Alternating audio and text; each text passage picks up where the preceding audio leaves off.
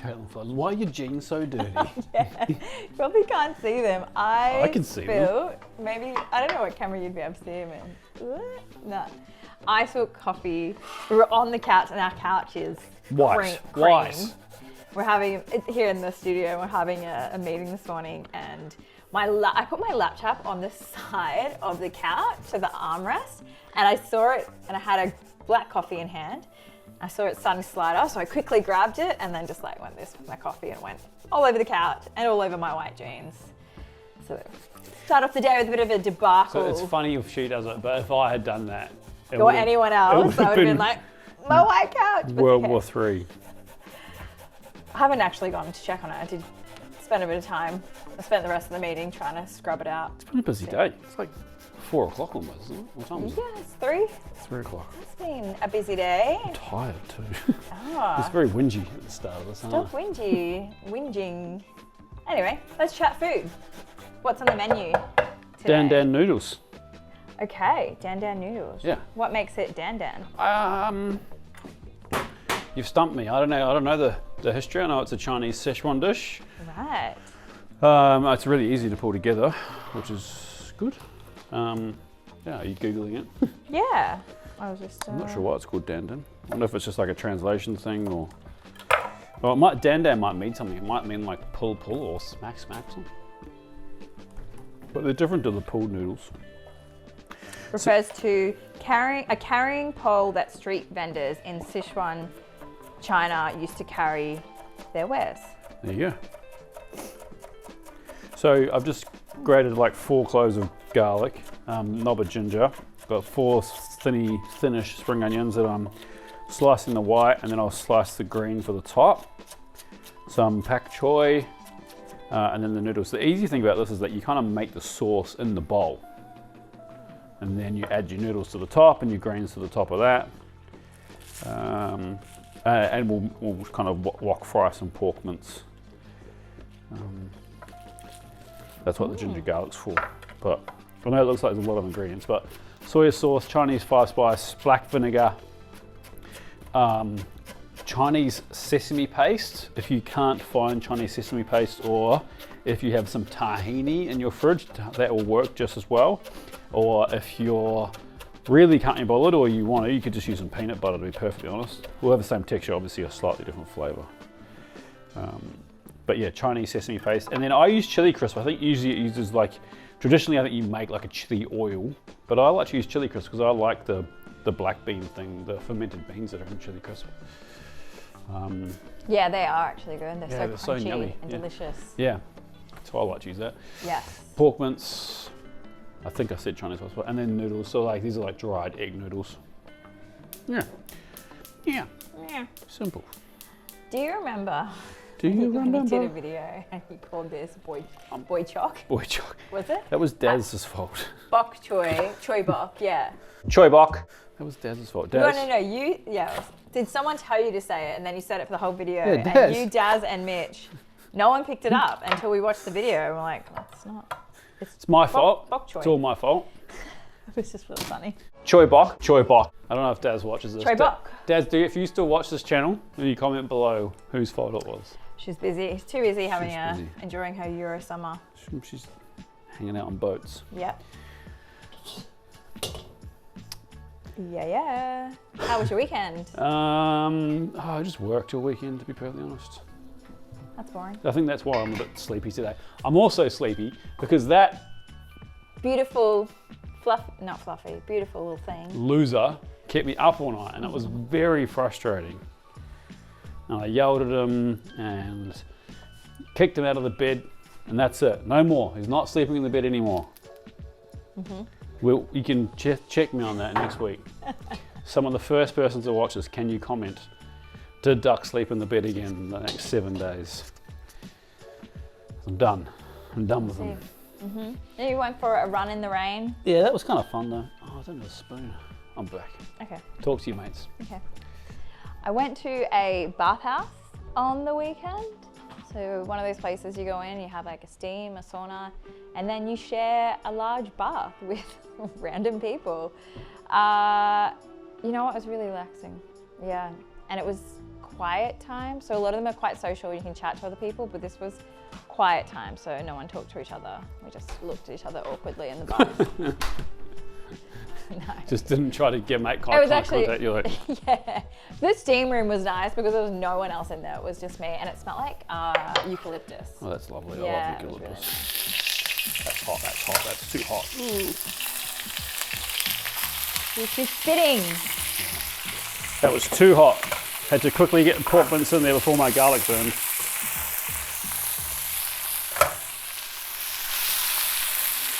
That's what you don't do. That wok was too hot. I put my garlic and ginger in there and I could just smell it, just getting that kind of burnt garlic and ginger flavour. So quickly get the pork in there. That'll bring the temperature of the wok down a bit. Now it's too hot. No, it's not hot enough. It's the issue you have working with woks. Got a video coming out about that next week. Okay. So that can go in. Noodles in. And we'll have our bok choy. Our choy bok. Choy bok. Ready to go. So now we make our sauce, but we do that in the bowl. A couple of bowls down.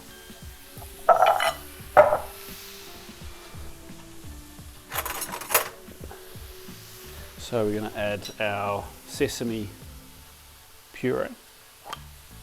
Interesting container, very split for some reason. Yeah. Just like a tablespoon in each. Oh, this is a bowl for each one of us. Yeah. Ah. Yeah, I don't know if this is how they do it on the streets of Szechuan, but this is how I've always seen it done. Okay. I've already made a mess. Oh, Come yeah, back. just fling it out. Go there. I've made a bit of a mess today. You what? You have made a bit of a mess today. You're the one with coffee all over your leg. Yes. Someone actually asked, I am regretting my favorite dish in the world, made it many times, can't get the smokiness that comes from using a proper wok. Yeah. I feel like wok flavor is missing. Yep. I wonder if there's any way to replicate it using a wok on a Western stovetop. In the States, home cooks often use liquid smoke to replicate the smoky flavor of barbecue. If we don't have a smoker, do you think that would work? Any other ideas? The only other way, Kenji talks about this a bit, is that you kind of use a butane torch like this in here. The truth is that getting wok hay on a domestic stove is actually impossible, that's the truth. Anyone that tells you otherwise is a liar. No, these burners just don't go hot enough. It's like a wok burner, like in a Chinese restaurant or any Asian restaurant, is like 10 times the amount of output. You just can't get that amount of heat. So yeah, unfortunately, it's one of those things. My conclusion to that is it's just like, unless you want to buy a wok burner, which you can buy now, like we've got one here, like it's a small one. Not much you can do about it, unfortunately. So sesame paste, Szechuan peppercorns that I just toasted and then pound up lightly in a mortar and pestle. That's what gives you numbness. Is a kind of common misconception that Szechuan peppercorns are hot. They are not, they are very numbing. Szechuan food is very spicy, but that is not from peppercorns, so that is from all the chilies, the dried chilies that they put on there. Is this about a tablespoon of each thing? Pretty much.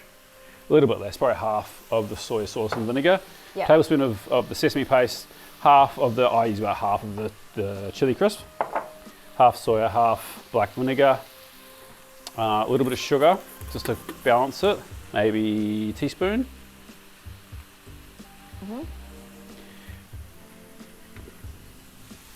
And that's all that stuff done. Then we just need some Shaoxing wine, soya sauce, and Chinese five spice and our pork.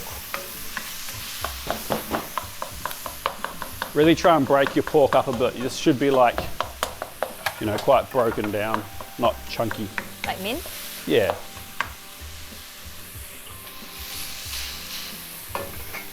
When's the fellow collab going to happen? I saw them using the Andy Cook's protein press, and they even dropped a Hey Babe in a recent video. I didn't see that. I didn't see the Hey Babe.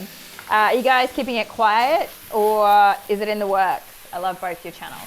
I'm a big fan of fellow guys as well in their restaurants. And we're not keeping it quiet. It's just that we live in Sydney and they live in London. It's a long way away. It's too far away just to go to do that one thing. So for either party. So I will have to go to Europe next year anyway. So at some point next year, make it happen. We'll make it happen. I tried to convince them to come here, but they have a busy restaurant empire to run. They got like 3 restaurants now. Shaoxing wine soy sauce on the outside of the wok, so it burns off. Chinese 5 spice, about half or even a quarter of a teaspoon, strong stuff. Stir that through.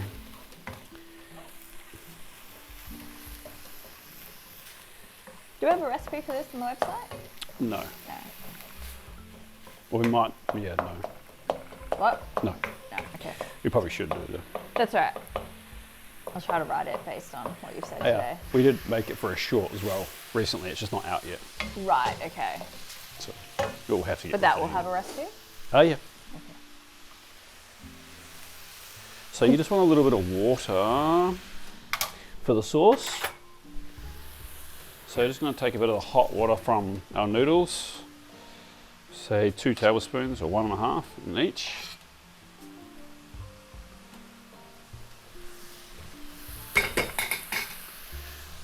Now we'll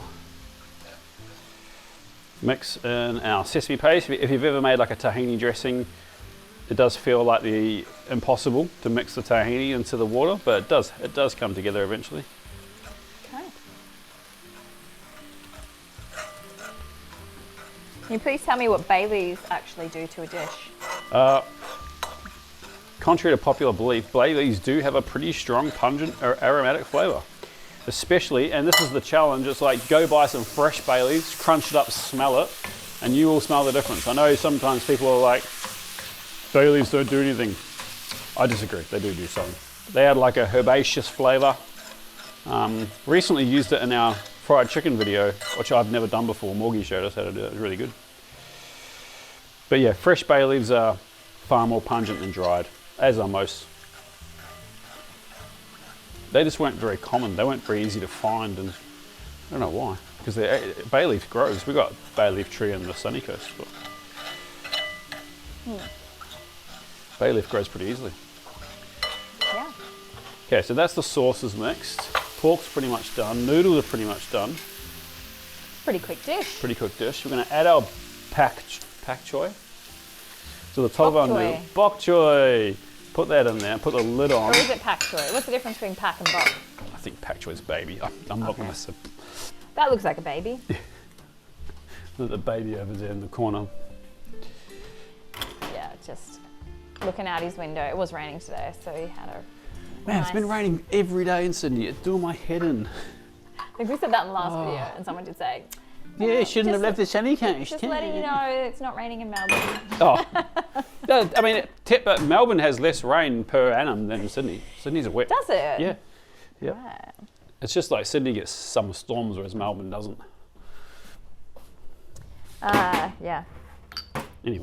Anyway.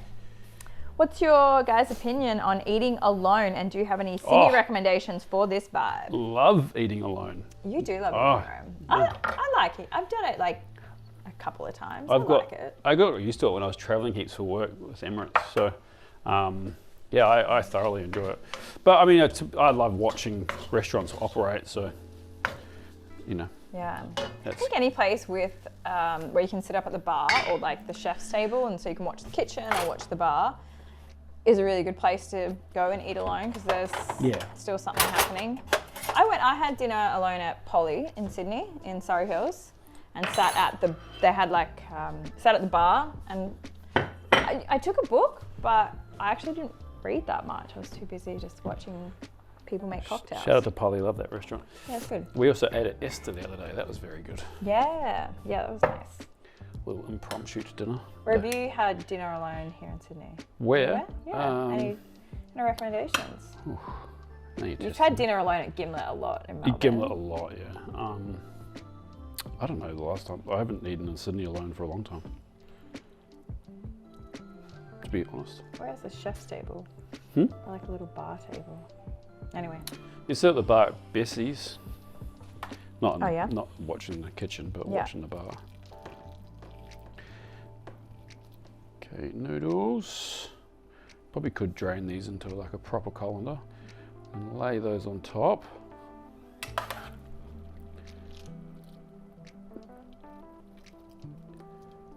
Any other questions? Yeah, I mean, there's plenty.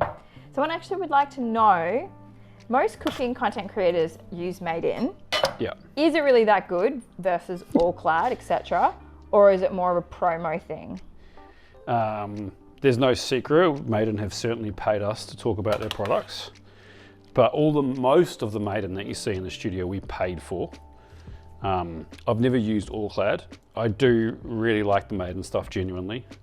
We don't do brand deals unless we believe in the product. But yeah. Yeah, you started using it Before, yeah.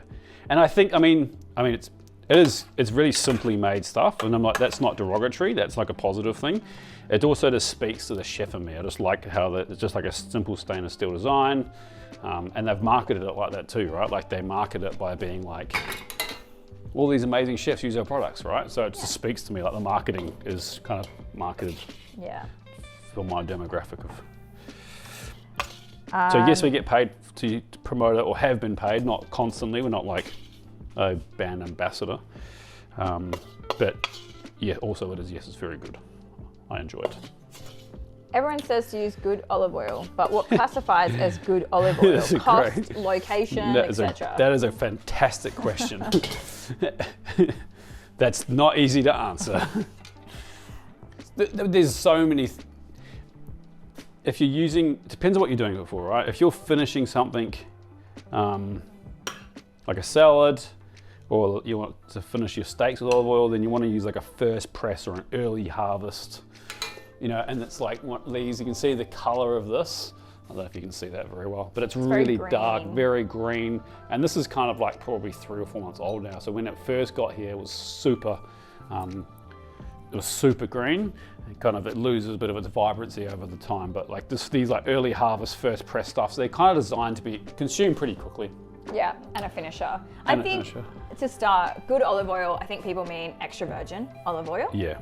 And then on top of that, something like an early harvest that has a lot stronger flavor.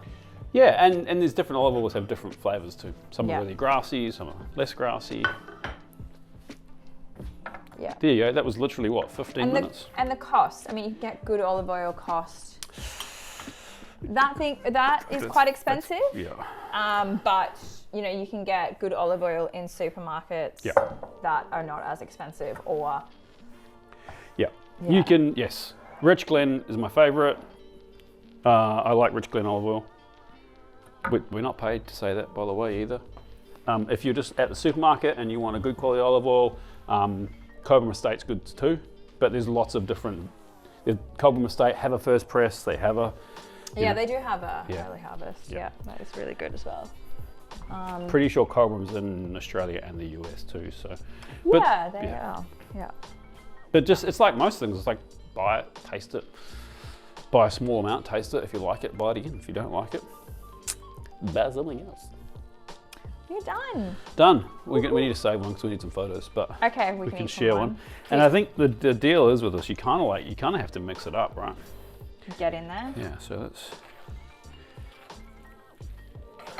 So we didn't answer many questions today, but I'll save. Do you have any more? Too many. Too many. So, yeah, we'll save more questions for next week. Okay, so I should have got the balance of this right. It should be spicy. Should be a little bit numbing from that Szechuan. It's nice and creamy because of that sesame paste. Looks good. Nice and savoury from that pork mince. Greens because your mum says you have to have it. It's a lot of noodles. It is a lot of noodles. I'm going to get my own chopstick. Well, you don't like me? No, I just want my own. You should have just said no. Nah. Good smell of vinegar. Good? Okay, calm down. Szechuan peppercorns come through nicely. Could use a bit more heat for me, probably nice for you. Okay. Really good, simple to pull together. Does seem like a lot of ingredients, but it does take, you can have that on the table in like 15 minutes. And if you're like, oh yeah, classy. You know, pork mince is pretty lean too. So if you're like, that's a lot of carbs, just have less noodles, more pork mince. Thoughts? Yeah, it's really good. There's one flavor that really stands out. Szechuan. Is that it? Yeah. It's good. It's like creamy, but it doesn't feel Heavy. thick creamy. Yeah. Yeah, really important to add that water to let down your, and then balance Yum. it with the vinegar's important in there too. That's a very good dish. Okay.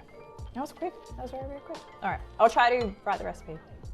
Yeah. Put something in the description. So Yeah, you even guys if we can just put make the this. quantities, we do need to do a recipe at some point, but it might not be up in time for this video. So we'll definitely put the quantities below. Of the ingredients. Okay. See you next week. Thank you.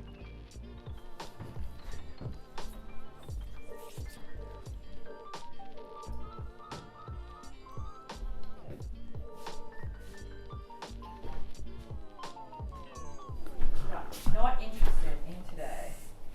Same, mate.